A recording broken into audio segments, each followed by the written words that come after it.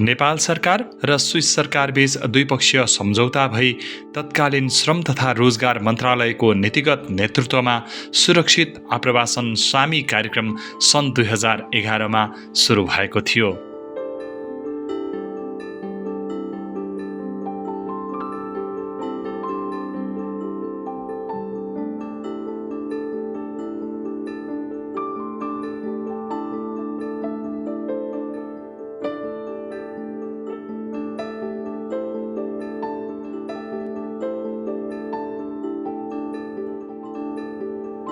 पहिलो चरणको कार्यक्रम मार्फत प्रवाह गरिएको सेवा प्रभावकारी भएको निष्कर्षसहित सामी कार्यक्रमको दोस्रो चरण सन् 2013मा प्रारम्भ गरियो। यस चरणदेखि कार्यक्रम कार्यान्वयनमा नेपाल सरकार पनि प्रत्यक्ष रूपमा संलग्न भयो। तत्कालीन जिल्ला विकास समितिहरू कार्यक्रम कार्यान्वयनमा जोडिए।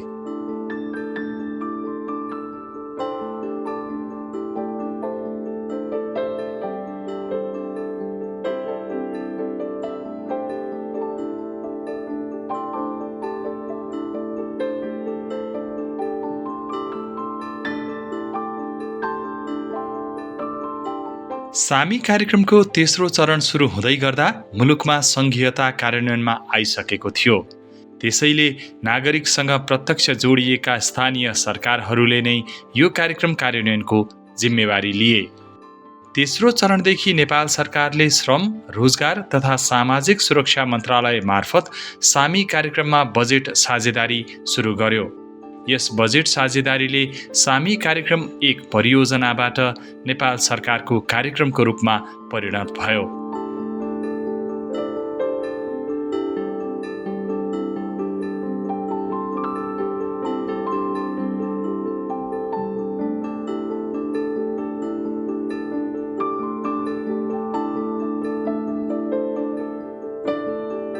सामी कार्यक्रम सञ्चालनका प्रत्येक चरणहरूमा विभिन्न विषयविज्ञ संस्थाहरूको सहयोग र महत्त्वपूर्ण योगदान रह्यो।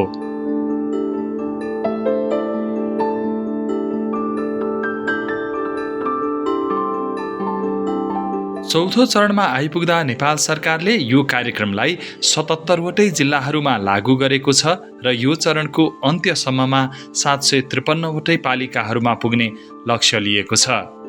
यो कार्यक्रम सङ्घ, प्रदेश र स्थानीय सरकारको साझेदारीमा कार्यान्वयन भइरहेको छ।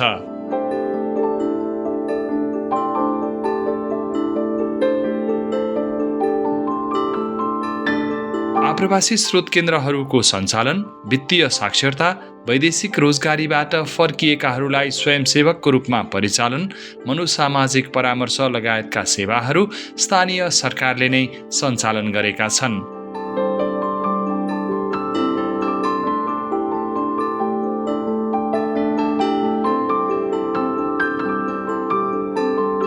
आप्रवासी स्रोत केन्द्र तथा उपकेन्द्र सञ्चालनका लागि सङ्घबाट व्यवस्था भएको परामर्शकर्ता बाहेक थप परामर्शकर्ताको व्यवस्था प्रदेश सरकार मार्फत गरिएको छ। यसका साथै प्रदेश सरकारहरूले सुरक्षित वैदेशिक रोजगारीसँग सम्बन्धित सूचना सामग्री विकास तथा वितरण, वित्तीय साक्षरता अभिवृद्धिको लागि आवश्यक सामग्रीको विकास तथा क्षमता अभिवृद्धिको लागि सहयोग लगायतका अन्य विषयमा समेत बजेट व्यवस्थापन गरेका छन्। यसैगरी मनोसामाजिक परामर्शको विषयमा स्वास्थ्य मन्त्रालयसँगको संलग्नता बढ्दै गएको छ भने सो सेवासँग सम्बन्धित कर्मचारीको क्षमता विकासमा प्रदेश सरकार अन्तर्गत रहेको प्रदेश स्वास्थ्य निर्देशनालय तथा प्रदेश स्वास्थ्य तालिम केन्द्रहरूले काम गरिरहेका छन्।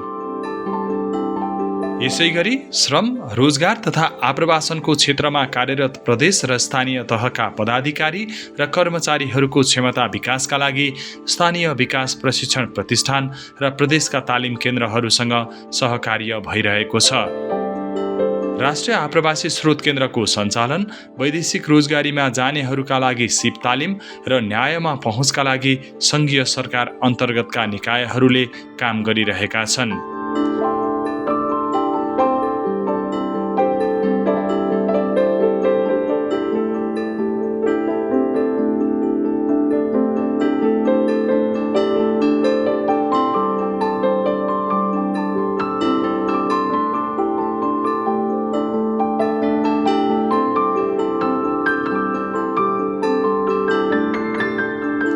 आप्रवासी स्रोत केन्द्र व्यवस्थापन, मनोसामाजिक परामर्श र वित्तीय साक्षरता कार्यक्रम सञ्चालनका लागि प्रदेश र स्थानीय सरकारसँग सङ्घीय सरकारले लागत साझेदारी गरेको छ।